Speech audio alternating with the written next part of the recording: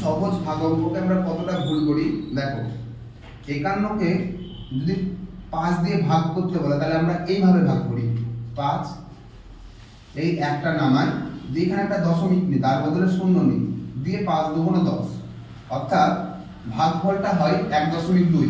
তাহলে 1.2কে যদি 5 দিয়ে গুণ করি তাহলে এটা ফিরে আসার কথা, কিন্তু 1.2কে 5 দিয়ে গুণ করলে তো 6 চলে আসছে, তাহলে নিশ্চয়ই আমাদের ভাগফল ভুল হয়েছে। তাহলে এই ভাগটাকে সঠিকভাবে আমরা কিভাবে করব?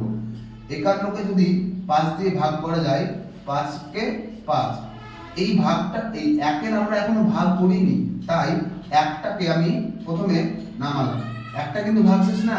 এবার আমি 5কে 5 এক দিয়ে দিলে বড় হয়ে যাচ্ছে, তাই 5 0 0। এইবার যে একটা নামবে এইটা হচ্ছে ভাগশেষ। এবার আমরা দশমিকের বদলে শূন্য নিয়ে পাশে একটা শূন্য বসাতে পারি, 5 2 10, অর্থাৎ 10.2 হবে এইটির ভাগফল। ৬৬কে 6 দিয়ে ভাগ করলে কত হবে সবাই জানো?